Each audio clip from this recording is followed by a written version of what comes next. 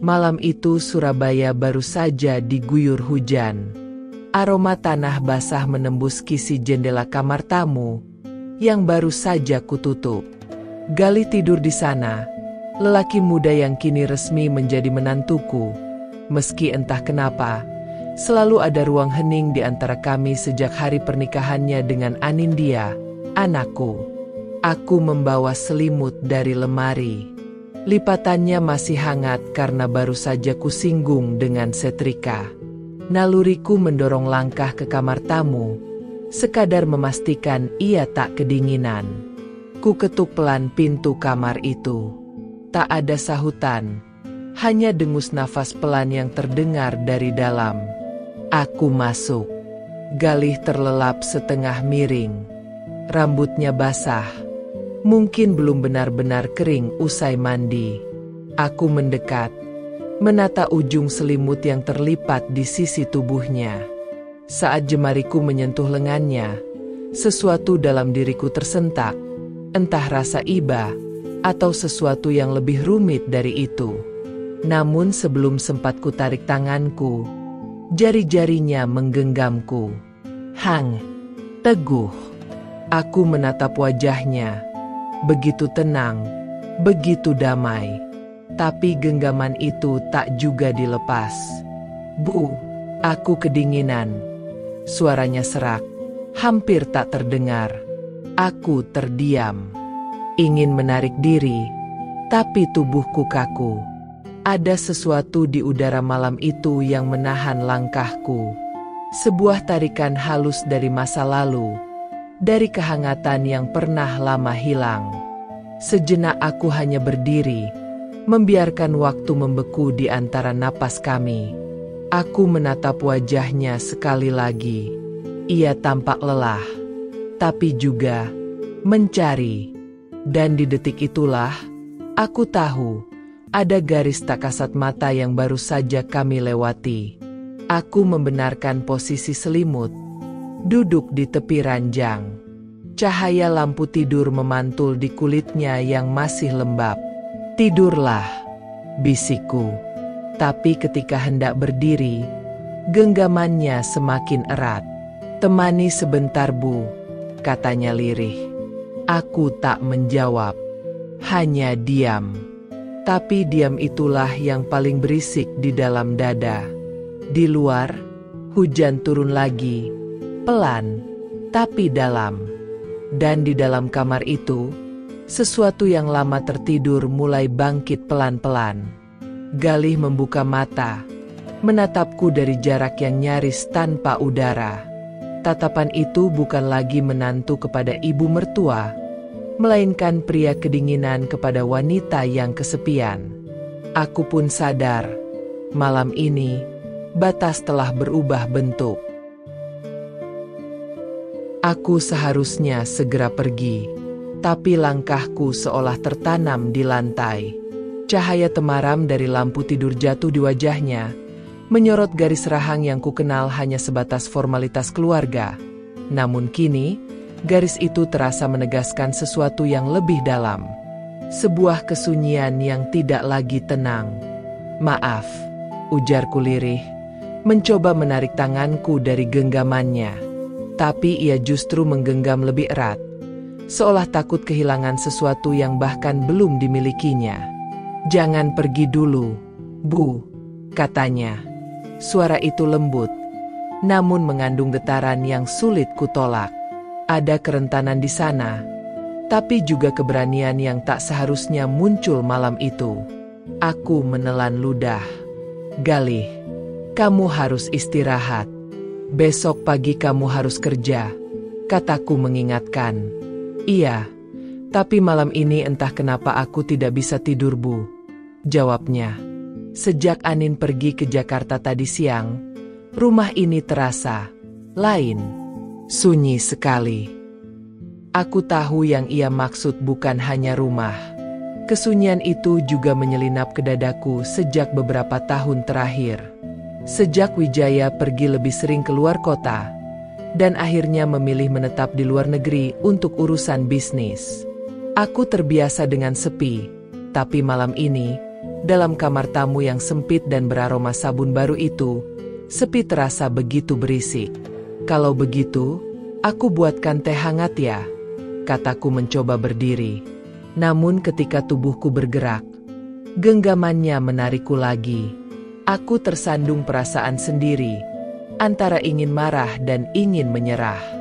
"Galih, ini tidak pantas," bisikku akhirnya. Ia memandangku, matanya lembut namun dalam. "Saya cuma ingin merasa hangat, Bu. Bukan dari selimut, tapi dari seseorang yang peduli." Kalimat itu seperti menyentuh sesuatu yang rapuh dalam diriku.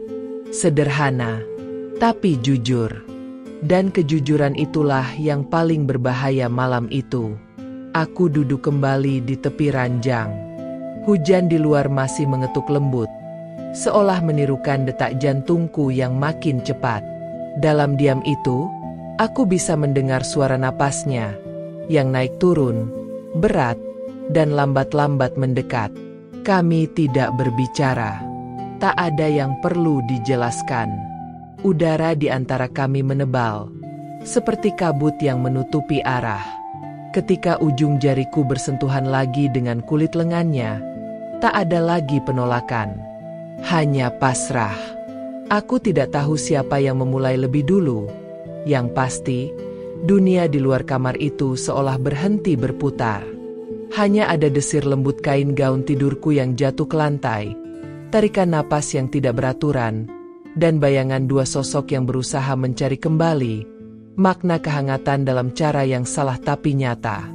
Tak ada kata cinta, tapi ada sesuatu yang lebih dalam dari sekadar nafsu, sebuah kesepian yang saling menemukan cerminnya. Dan di saat remang itu, aku merasa muda kembali, sekaligus berdosa dalam satu waktu.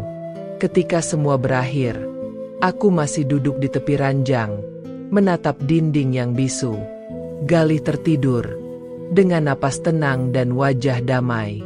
Aku menarik selimut, menutup tubuhnya dengan hati yang bergetar. Untuk sesaat aku hanya bisa memandangi bayanganku sendiri di kaca lemari. Perempuan berusia 47 yang baru saja kehilangan arah di bawah selimut menantunya. Ku kembalikan tangan ke pangkuan, mencoba menenangkan diri. Tapi tubuhku masih menyimpan sisa kehangatan yang sulit kuredam. Aku berdiri perlahan, membuka pintu, dan berhenti di ambang. Dari belakang, terdengar suara pelan. "Bu Ratih." Aku menoleh. Galih belum tidur. Ia menatapku dengan senyum yang tak bisa kutafsirkan. "Terima kasih sudah menghangatkan selimut saya," ucapnya. Aku tak menjawab, hanya menutup pintu dengan perlahan, berusaha agar detak jantungku tidak terdengar sampai ke ruang tamu.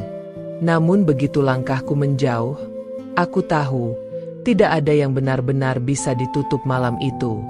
Di kamarku sendiri, aku menatap cermin. Masih terasa aroma tubuh Galih di kulitku. Aku mengusap leher dengan handuk, tapi bukan hanya keringat yang ingin kuhapus, melainkan kenangan yang baru saja menempel di jiwa.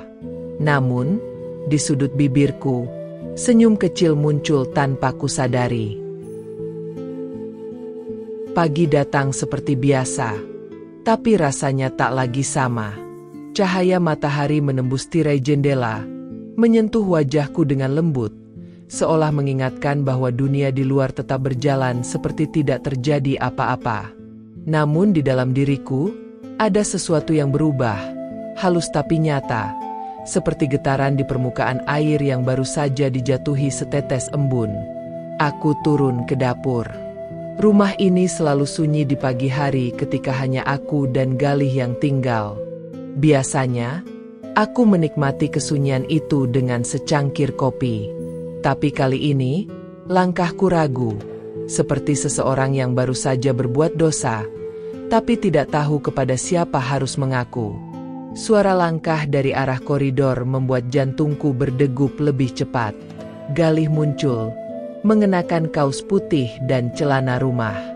Rambutnya masih basah, seolah baru selesai mandi. Satu senyuman kecil muncul di wajahnya. Hangat, tapi berbahaya. "Selamat pagi, Bu," sapanya pelan, sambil duduk di kursi makan. Aku berdeham. "Pagi. Tidurmu nyenyak?" "Iya, sepertinya tidur paling tenang selama ini," ujarnya sambil menatapku lama. Aku menunduk, berpura-pura sibuk menyiapkan roti. Tapi setiap kali ku dengar napasnya di belakangku, tubuhku seolah kembali mengingat apa yang terjadi malam itu. Setiap desah, setiap gerak kecil di udara, terasa seperti bayangan yang menempel di kulit.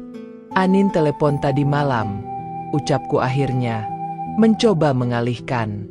Katanya pekerjaan di Jakarta akan selesai 3 hari lagi. Galih hanya mengangguk. 3 hari, ia mengulang perlahan, seolah menghitung sesuatu dalam pikirannya. "Ya," jawabku. "Kita bisa beraktivitas seperti biasa sampai dia pulang." Ia tertawa pelan. "Seperti biasa? Rasanya sulit, Bu." Aku menoleh. Refleks. Tatapan kami bertemu. Ada sesuatu di matanya yang membuatku ingin mundur, tapi juga enggan berpaling. "Galih," bisikku, "jangan bicarakan itu lagi." Tapi saya tidak bisa berhenti memikirkannya. "Lupakan saja, itu salah. Kita berdua tahu." "Salah," katanya, tapi hangat. Kata itu menampar pikiranku seperti gelombang kecil yang datang tiba-tiba. Hang, sebuah kata sederhana yang kini terasa paling rumit di dunia. Aku memalingkan wajah, menarik napas panjang. "Kau seharusnya menghormati ibumu sendiri," kataku mencoba tegas. Namun ia menjawab lirih, "Kalau saja perasaan bisa diatur seperti aturan rumah tangga, mungkin aku bisa, Bu." Ada jeda panjang di antara kami. Hanya terdengar bunyi air mendidih di panci dan suara burung di luar jendela. Tapi di dalam kepala, pikiranku riuh. Aku merasa seperti perempuan muda lagi, yang gelisah, takut, tapi diam-diam menikmati perasaan yang seharusnya tak boleh tumbuh. Setelah sarapan, ia berdiri di belakangku, mengambil cangkir di dekat tanganku. Sentuhan kecil jemarinya di pergelangan tanganku membuat seluruh tubuhku menegang. Sekilas, waktu kembali mundur ke malam sebelumnya. Aku ingin menepis tangannya, tapi tak sanggup. "Bu Ratih." Nada suaranya pelan, tapi cukup untuk membuat dadaku bergetar. "Jangan begitu," ujarku hampir tanpa suara. "Saya cuma ingin bilang, saya menyesal. Tapi juga tidak." Aku menutup mata. Di detik itu aku tahu, perselingkuhan bukan sekadar peristiwa fisik, melainkan pusaran yang menelan logika pelan-pelan. Aku berbalik dan berkata dengan nada yang kupaksakan tenang, "Pergilah kerja, Galih." Ia tersenyum tipis. "Baik, Bu. Tapi malam nanti, saya ingin bicara. Boleh?" Aku menatapnya lama sebelum menjawab. "Kita lihat nanti." Ketika pintu depan tertutup di belakangnya, aku bersandar di meja dapur. Tangan gemetar, hati berdebar. Semua rasa bercampur. Penyesalan, rindu, takut, tapi juga sesuatu yang diam-diam ku cari selama bertahun-tahun. Ponselku bergetar. Nama yang muncul di layar. "Anindya." Aku menjawab, berusaha menata nada suara agar biasa saja. Namun dari seberang, terdengar tawa lembut anakku disertai kalimat yang membuat darahku membeku. "Bu, tolong perhatikan Galih ya. Aku takut dia kesepian tanpaku." Untuk sesaat, waktu berhenti di antara napas. Kalimat itu seperti pisau lembut yang menoreh, tepat di ruang hatiku yang paling rapuh. Aku mencoba tertawa kecil, menjawab ringan, "Tentu saja, Nak. Ibumu ini masih tahu cara menjaga rumah." "Terima kasih, Bu," katanya riang. "Aku akan cepat pulang." Setelah sambungan terputus, tanganku masih memegang ponsel erat-erat, seakan benda itu bisa menghapus rasa bersalah yang menumpuk di dada. Aku menatap cermin di ruang tamu. Wajah di balik pantulannya tampak sama seperti kemarin, namun matanya tidak. Ada sesuatu yang berubah di sana, kilau samar dari rahasia yang belum sempat membusuk. Sejak pagi tadi, langkahku terasa lebih pelan dari biasanya. Setiap kali kulihat kursi yang semalam diduduki Galih, udara di sekitarnya seakan menahan napas. Seolah benda-benda di rumah ini tahu apa yang terjadi di kamar tamu dan memilih diam. Siang itu, aku mencoba menata meja makan seperti biasa. Tapi setiap kali aku menyentuh piring, bayangan tangannya muncul. Tangan yang sama yang semalam memintaku untuk tidak pergi. Tangan yang menyentuh batas antara benar dan salah. Tangan yang bermain pada tubuhku paling rahasia. Aku berdiri lama di depan jendela, memandangi taman kecil di belakang rumah. Di sana, bunga melati yang kutanam 2 tahun lalu sedang mekar sempurna. Aromanya lembut tapi menusuk, seperti perasaan yang kini kupeluk diam-diam. Dari jauh, suara motor terdengar mendekat. Lalu, langkah kaki memasuki beranda rumah. Disusul, sosok Galih memasuki ruang tamu. Ia baru pulang kerja, masih mengenakan kemeja yang sedikit kusut. Aku ingin berpura-pura sibuk, tapi suara langkahnya terlalu dekat untuk diabaikan. "Sudah makan, Bu?" tanyanya pelan. Aku mengangguk tanpa menatap. "Sudah. Bagaimana dengan kamu?" "Belum, Bu. Tapi aku tak lapar."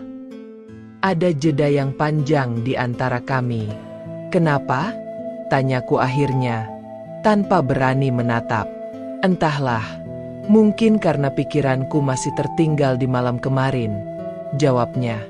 Aku menutup mata. Kalimat itu membuat napasku terasa berat. "Galih," kataku perlahan, "jangan bicara tentang itu lagi. Anggaplah peristiwa memalukan itu tidak pernah terjadi." Tapi yang tidak pernah terjadi justru yang paling sulit dilupakan, Bu. Suara itu lembut, tapi mengguncang. Aku menatapnya kini, dan di matanya kulihat sesuatu yang campur aduk. Rindu, bingung, juga penyesalan yang mencoba bersembunyi di balik senyum. "Aku takut, Galih." "Apa yang Ibu takutkan?" "Bahwa suatu hari, kita berdua akan menyesal lebih dalam dari yang kita duga." Ia menghela napas, lalu berkata pelan, "Mungkin memang sudah waktunya saya mencari rumah sendiri, sementara Anin di Jakarta, sehingga Ibu lebih tenang." Aku tahu, itu keputusan paling logis. Tapi kenapa ada rasa perih di balik kata-katanya? Mungkin karena aku tahu, kepergiannya nanti bukan hanya membawa jarak, tapi juga sebagian kecil diriku yang semalam tertinggal bersamanya. "Baik," jawabku akhirnya. "Mungkin itu yang terbaik." Namun saat ia melangkah melewatiku, bahunya nyaris menyentuh pundakku, dan seketika waktu seolah melambat. Hanya sekejap, tapi cukup untuk membuat seluruh tubuhku bergetar lagi. Setelah ia naik ke kamarnya di lantai 2, aku duduk sendirian di ruang makan. Lampu siang terasa terlalu terang untuk menutupi rahasia malam. Aku menatap gelas teh di hadapanku. Permukaannya diam, tapi di dasar cangkir, bayanganku tampak goyah. Aku tahu, apapun yang terjadi selanjutnya akan membawa konsekuensi. Tapi anehnya, sebagian diriku tidak ingin semuanya selesai. Mungkin karena setelah sekian lama menjadi istri yang ditinggal jarak, dan ibu yang hidup dalam rutinitas sunyi, aku baru sadar bahwa hatiku masih bisa bergetar. Walau getaran itu salah arah. Malamnya, saat aku hendak tidur, terdengar pesan masuk di ponselku. Satu kalimat pendek dari Galih. "Saya tidak ingin pergi, Bu. Saya hanya ingin ibu tahu bahwa yang saya rasakan bukan sekadar hangat. Ini lebih dari itu. Aku menatap layar itu lama, hingga cahaya ponsel padam sendiri di genggaman. Dan malam pun terasa lebih panjang dari biasanya. Keesokan harinya, sinar matahari Surabaya begitu terang, hampir menyilaukan. Tapi hatiku tetap kelabu. Seperti ada tirai tipis yang menutupi pandangan, bukan di jendela, melainkan di dalam diri. Aku menyiapkan sarapan dengan gerak kaku. Setiap bunyi piring dan gelas terasa seperti gema yang memperdengarkan rahasia yang tak boleh diketahui siapapun. Galih turun dari lantai atas dengan kemeja rapi dan rambut yang masih lembab. Aku mencoba bersikap biasa, menyapanya seperti seorang ibu pada menantunya. Tapi senyumku terasa kaku. "Selamat pagi, Galih," kataku singkat. "Pagi, Bu." Suaranya tenang, tapi tatapannya masih sama. Mata yang bicara tanpa suara, mata yang membuatku ingin berpaling. Kami makan tanpa banyak kata. Hanya ada sendok dan garpu yang saling bertemu dalam denting pelan. Di luar, suara tetangga terdengar samar. Ada yang menyapu halaman, ada yang memanggil anaknya. Aku menunduk, menyadari sesuatu. Dunia terus berjalan normal, hanya aku yang tidak. Setelah Galih pergi kerja, aku duduk di kursi ruang tamu, sambil menatap tirai jendela yang bergoyang-goyang tertiup angin pagi. Dari luar, cahaya menembus lembut, membentuk bayangan samar di lantai. Bayangan dua sosok, aku dan dia, yang semalam tak seharusnya ada. Dan di situ, aku baru sadar mengapa judul hidupku kini seolah berubah. Tak lagi tentang rumah dan tanggung jawab, melainkan tentang rahasia yang kubagi dengan seseorang yang salah. Siang menjelang, aku keluar rumah untuk membeli bahan makanan di toko dekat gang. Beberapa ibu tetangga sedang berkumpul di depan rumah Bu Rini. Mereka menyapaku ramah, tapi aku bisa merasakan mata mereka mengikuti langkahku. Entah kenapa, setiap bisik kecil terasa mengarah padaku. "Akhir-akhir ini rumah Bu Rati sepi ya?" Kudengar salah satu dari mereka berucap. Suaminya kan di luar negeri, timpal yang lain. Tapi menantu dan anaknya tinggal di rumah itu. Aku menegakkan punggung dan tersenyum sebisanya. Tapi setiap langkah terasa berat. Seolah kata-kata itu melekat di punggungku. Begitu sampai di rumah, aku langsung menutup pintu dan menarik napas panjang. Bayangan di balik tirai terasa makin tebal. Rumah ini, yang dulu begitu ku kenal, kini berubah menjadi ruang rahasia yang menyesakan. Setiap sudut mengingatkanku pada sesuatu, yaitu tatapan dan sentuhan Galih yang seharusnya tak pernah terjadi, juga pesan singkat yang belum kuhapus dari ponsel. Sore hari, ketika matahari mulai miring, suara motor Galih terdengar di depan rumah. Aku bergegas berdiri, pura-pura sibuk merapikan bunga di vas meja. Ia masuk perlahan, menatapku sekilas lalu tersenyum samar. Ada yang bilang ke saya, "Ibu-ibu di depan tadi memperhatikan rumah ini," katanya ringan. Aku menelan ludah. "Apa katanya?" Katanya, "Mereka iri, karena ibu masih tampak muda." Nada suaranya membuatku nyaris kehilangan kata. "Jangan bicara sembarangan," tegurku pelan. "Tapi saya jujur, Bu," jawabnya. "Mungkin mereka iri karena saya masih di sini." Aku menatapnya. Kata-katanya sederhana, tapi di dalamnya tersimpan nyala yang nyaris padam tapi enggan benar-benar mati. "Galih, aku ingin kamu berhenti mengirim pesan seperti tadi malam," kataku perlahan. "Kalau begitu, bolehkah saya bicara langsung saja?" "Untuk apa?" "Untuk mengatakan yang sama, tanpa huruf, tanpa layar."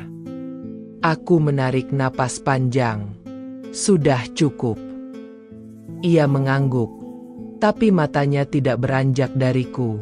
Ada janji sunyi di sana. Sesuatu yang tak diucapkan tapi juga tak bisa dibantah. Ketika ia naik ke kamarnya, aku menutup tirai jendela. Tapi bayangan kami berdua masih terlihat samar di kainnya. Dan di detik itu aku tahu, tak ada tirai yang cukup tebal untuk menutupi rasa yang sudah terlanjur tumbuh. Malamnya, Ratih terbangun oleh suara langkah di lorong. Ia menahan napas, berharap itu hanya bayangan pikirannya.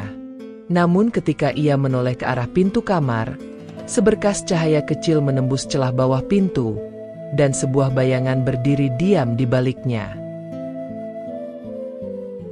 Bayangan itu tidak bergerak lama, hanya berdiri di sana, seperti ragu antara pergi atau mengetuk. Tapi Ratih tahu, siapapun itu, langkahnya tidak asing. Suara napas yang samar di balik pintu, iramanya terlalu dikenalnya. Tenang, tapi dalam. Dia adalah Galih. Ratih menatap pintu itu lama, sebelum perlahan berdiri.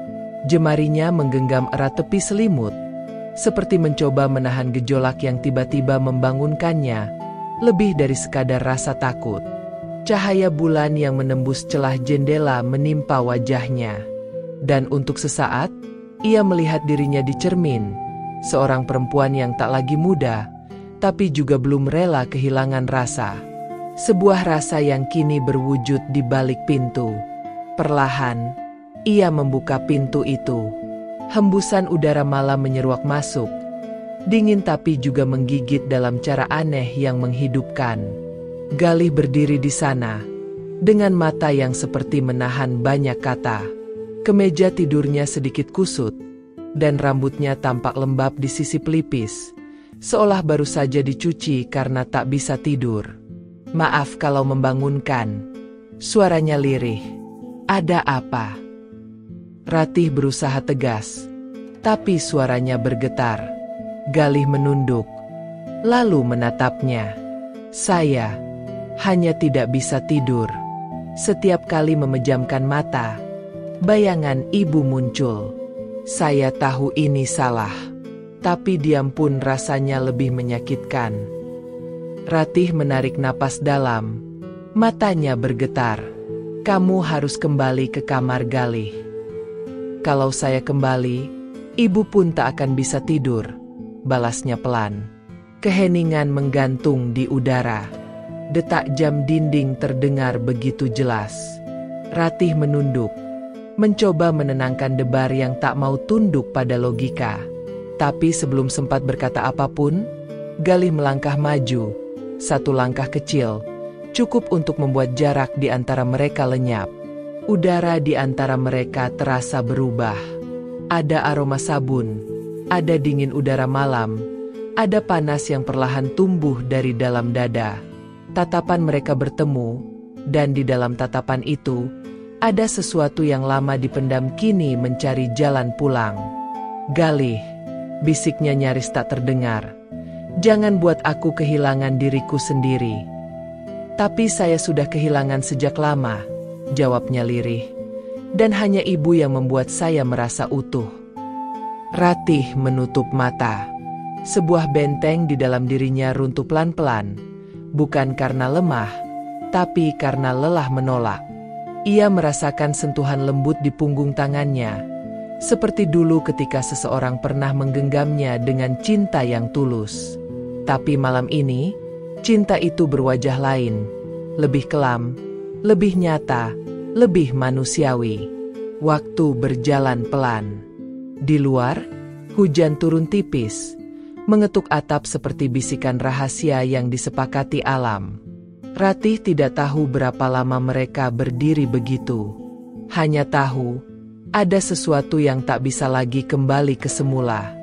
Galih akhirnya berbisik, "Saya janji tidak akan melangkah lebih jauh dari ini, kalau ibu memintanya."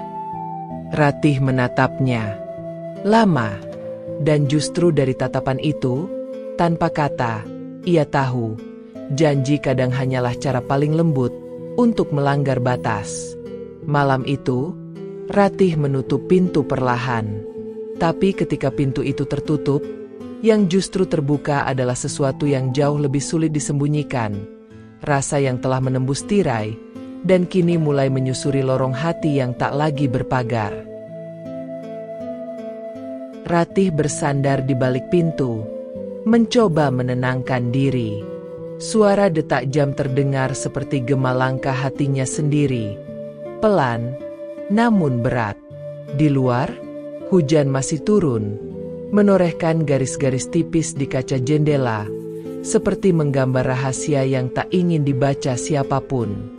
Ia berjalan menuju ranjang, tapi tidur tidak lagi memanggilnya seperti dulu.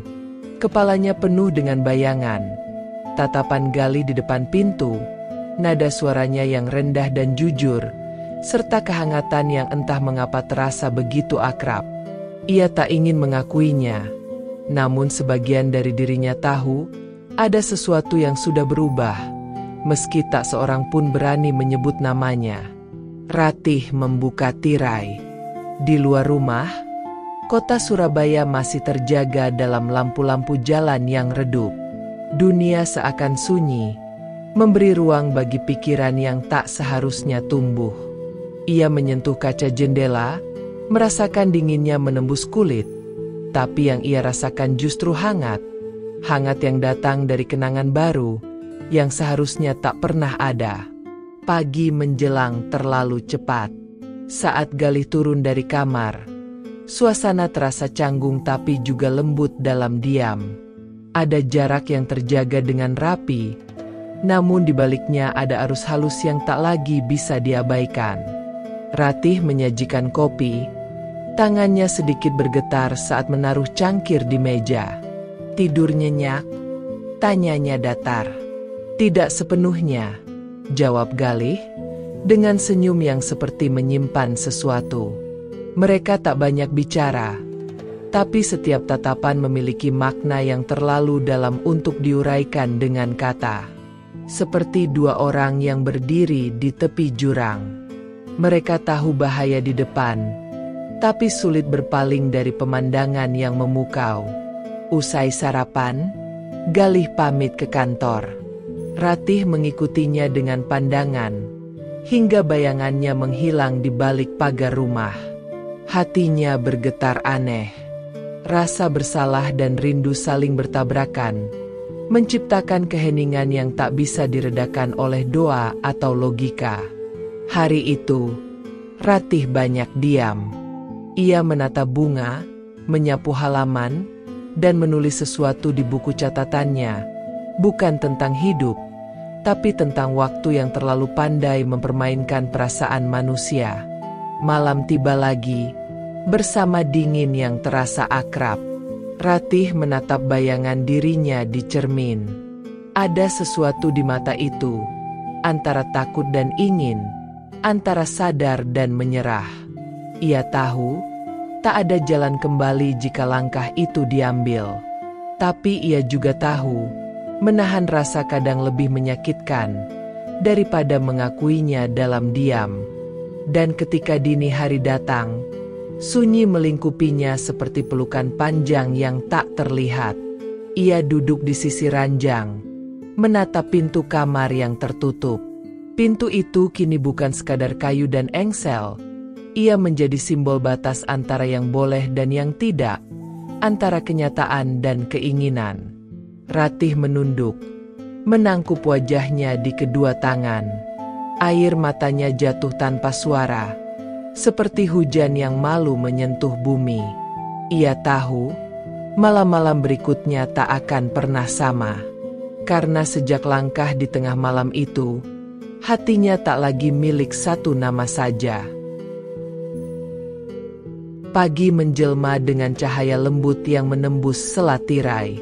Namun bagi Ratih, sinar itu terasa seperti teguran. Ia duduk lama di tepi ranjang, memandangi tangan sendiri, jemari yang tampak biasa, tapi kini menyimpan rahasia yang tak bisa ia bagi dengan siapapun. Suara burung di luar jendela terdengar riang, seolah tak ada beban di dunia. Ratih tersenyum getir. Betapa mudahnya alam melupakan sesuatu, sementara manusia justru terjebak dalam ingatan yang tak mau pergi. Ia beranjak menuju dapur, menyiapkan sarapan seperti biasa. Namun setiap gerakannya terasa mekanis. Membuka lemari, menuang kopi, mengaduk gula. Ia mencoba menata hari, tapi hatinya masih tertinggal di lorong malam, di antara langkah dan tatapan yang tak seharusnya ada. Siang hari, ia pergi ke pasar. Udara Surabaya panas, menyengat, tapi justru di tengah hiruk-pikuk itu, pikirannya melayang entah kemana. Ia melewati penjual buah, lalu penjual kain. Namun setiap wajah yang ia temui seolah menatapnya, dengan tanya yang tak terucap. Apakah orang lain bisa membaca isi hatinya dari mata? Di antara keramaian, Ratih berhenti sejenak di depan toko bunga. Di sana, di balik deretan anggrek dan mawar, ia melihat bayangannya sendiri di kaca etalase. Wanita parubaya yang tampak tenang, tapi di balik senyum itu menyimpan badai. Bibirnya bergerak pelan, hampir tanpa suara. Sampai kapan aku sanggup berpura-pura? Sore itu, saat ia kembali ke rumah, suasana terasa lengang. Tirai di ruang tamu bergerak halus ditiup angin. Ratih berdiri lama di depan jendela, memandangi cahaya oranye yang perlahan memudar. Lalu tiba-tiba, ponselnya bergetar. Satu pesan dari Galih. "Apakah ibu baik-baik saja hari ini?" Pesan itu sederhana, tapi cukup untuk mengguncang ketenangan yang baru saja ia bangun. Ratih tidak membalas. Ia hanya meletakkan ponsel di meja, lalu berjalan menuju kamar. Di sana, ia menatap pantulan dirinya di cermin sekali lagi, dan seolah mendengar suaranya sendiri berbisik di dalam hati. Apa yang kucari dari semua ini? Malam pun tiba. Udara dingin menelusup perlahan dari celah jendela, membawa aroma tanah basah sisa hujan sore. Ratih duduk di kursi dekat ranjang, menggenggam cangkir teh hangat. Sunyi terasa lebih padat dari biasanya. Dan di tengah keheningan itu, suara hati Ratih berbicara, jujur, bening, dan nyaris menyakitkan. Mungkin bukan cinta yang ia cari, melainkan kehadiran. Bukan gairah, melainkan pengakuan bahwa ia masih hidup, masih mampu merasakan sesuatu. Ia memejamkan mata, membiarkan air mata mengalir tanpa perlawanan. Dalam sunyi itu, ia mengerti satu hal yang sederhana namun pahit. Kadang yang paling kita rindukan bukan seseorang, melainkan diri kita sendiri yang pernah utuh, sebelum cinta yang salah datang mengetuk. Kata-kata itu terus bergema di kepala Ratih sepanjang malam. Ia duduk di kursi dekat jendela, menatap hujan tipis yang turun di luar. Setiap tetes air di kaca seolah menyeretnya kembali pada kenangan-kenangan yang ingin ia lupakan. Tentang sentuhan yang tak seharusnya terjadi, tentang tatapan yang masih membekas di antara kelopak matanya. Pagi datang membawa sinar yang dingin. Ratih menatap wajahnya di cermin, tampak lelah tapi masih menyimpan sisa keanggunan yang dulu selalu ia banggakan. Ia menyisir rambutnya perlahan, seperti mencoba menata ulang bukan hanya helai rambut, tapi juga perasaan yang berantakan. Hari itu, rumah terasa sepi. Tak ada kabar dari Galih, dan Ratih merasa lega sekaligus kehilangan. Ia menata meja makan, menyiapkan sarapan hanya untuk satu orang, lalu duduk menatap piring yang tetap kosong. Dalam sepi itu, ia baru sadar, rasa bersalah dan rindu kadang tumbuh dari akar yang sama. Siang menjelang, pintu pagar berderit. Suara langkah masuk ke halaman. Ratih menoleh, Galih berdiri di sana, dengan wajah lelah dan tatapan yang tak kalah rumit dari pikirannya sendiri. "Ibu," katanya pelan, "saya izin ambil beberapa barang. Besok saya pindah ke mes kantor." Ratih terdiam. Mengapa begitu mendadak? Galih tersenyum tipis. Mungkin, karena kalau saya tetap di sini, saya takkan bisa tenang. Dan mungkin, ibu juga tidak. Udara di antara mereka seketika menegang. Ratih ingin berkata banyak hal, tapi tak satu pun keluar dari bibirnya. Ia hanya menatap lelaki itu, menantu yang kini terasa terlalu asing untuk disebut keluarga, namun terlalu akrab untuk disebut orang lain. Kalau itu keputusanmu, Ratih akhirnya berbisik, aku takkan menahan. Galih mengangguk. Saya hanya ingin ibu tahu, saya tidak menyesal pernah merasakan apa yang saya rasakan. Kalimat itu meluncur seperti belati halus, tidak melukai secara fisik, tapi meninggalkan perih yang dalam. Ratih menunduk. Jangan katakan apapun lagi, Galih. Biarlah semuanya berhenti di sini. Galih menatapnya sejenak, lalu melangkah ke dalam. Suara langkahnya bergema di lantai rumah itu. Langkah yang dulu menenangkan, kini justru menimbulkan kehampaan. Ia mengambil tasnya, menatap sekali lagi ke arah Ratih, dan pergi tanpa menoleh. Ketika gerbang halaman rumah tertutup, Ratih berdiri lama di depan jendela. Tirai bergoyang lembut, membawa bayangan tubuh Galih yang perlahan menghilang di ujung jalan. Hujan kembali turun, kali ini lebih deras, seolah langit turut menanggung beban yang ia simpan sendirian. Malamnya, Ratih menulis di buku catatannya, aku pernah menjadi rumah bagi seseorang yang bukan milikku. Kini rumahku sendiri terasa asing. Ia menutup buku itu, memeluknya erat di dada, seolah di sanalah satu-satunya tempat ia bisa bersembunyi dari kenyataan. Dan di tengah sunyi malam, ia mendengar suara yang hanya bisa datang dari dalam hatinya sendiri, lembut namun tegas. Beberapa cinta memang tidak untuk dimiliki, tapi untuk mengingatkan bahwa kita pernah hidup. Kalimat itu masih tertinggal di ruang dadaku ketika fajar datang. Udara dini hari terasa ringan, tapi bukan karena beban sudah hilang, melainkan karena akhirnya aku berhenti melawan. Ada luka yang tak lagi keras kepala untuk disembunyikan. Ada rindu yang tak lagi memaksa untuk diberi rumah. Aku membuka jendela. Jalanan masih basah sisa hujan semalam. Bau tanah yang lembab menampar pelan ingatan-ingatan yang belum benar-benar jinak. Di luar sana, hidup terus berjalan, seolah tak pernah tahu ada seseorang yang diam-diam patah di balik dinding rumah ini. Aku menyiapkan sarapan seperti biasa, 2 cangkir teh, 2 piring, 2 sendok. Kebiasaan lama bekerja seperti refleks, yang tak sempat dikoreksi oleh kenyataan baru. Setelah beberapa detik, barulah aku sadar, tak ada lagi yang akan duduk di kursi seberang meja.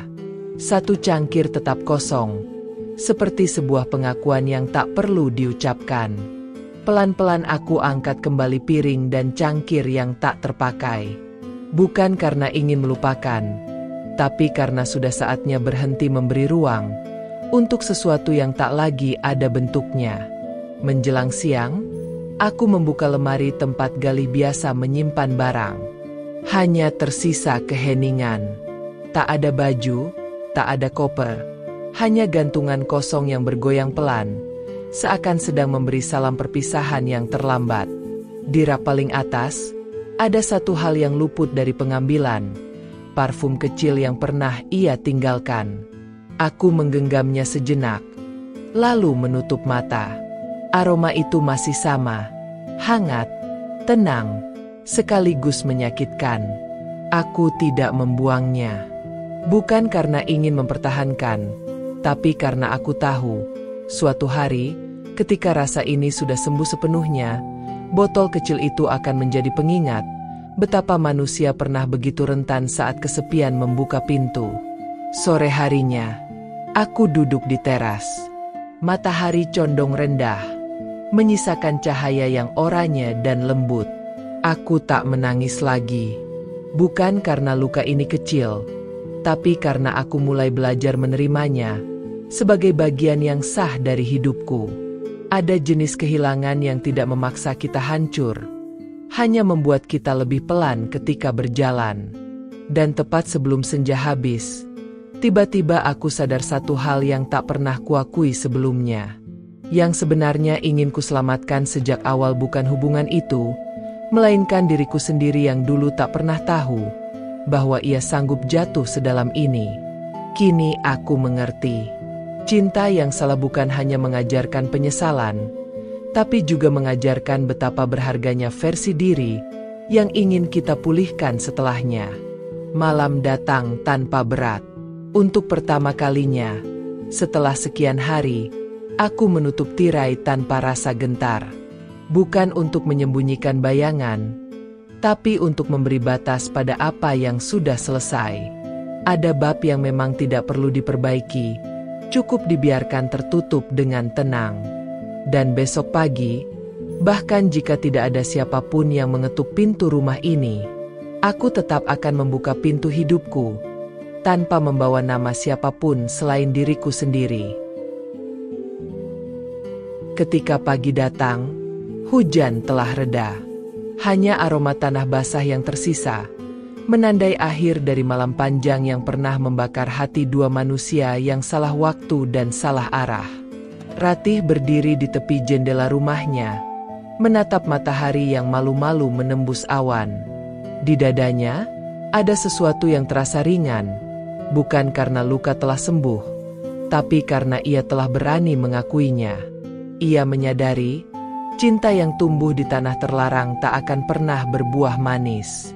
Ia mungkin sempat merasakan hangatnya selimut lama, tapi pada akhirnya, yang tersisa hanyalah dingin yang menempel lama di hati.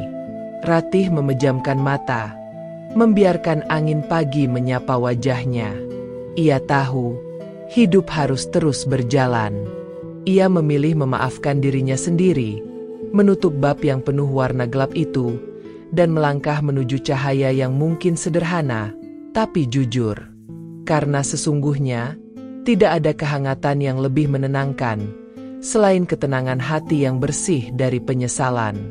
Galih pun akhirnya pergi, membawa luka dan pelajaran yang sama, bahwa cinta tanpa batas moral bukanlah keberanian, melainkan bentuk kehilangan arah yang paling sunyi.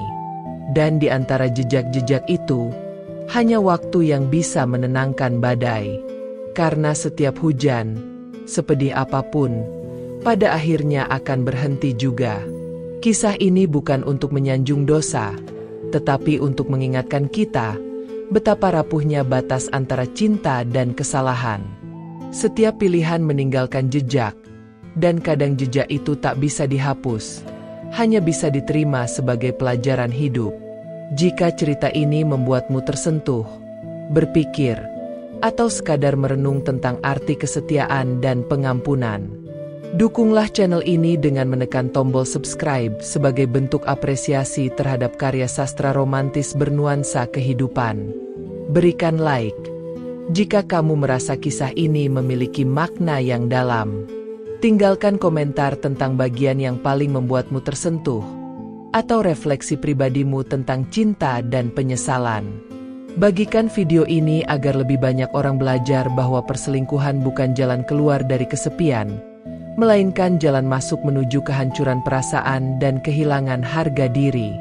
Karena pada akhirnya, cinta sejati bukanlah yang membakar dengan cepat, melainkan yang bertahan dalam kesetiaan, meski hujan tak pernah berhenti.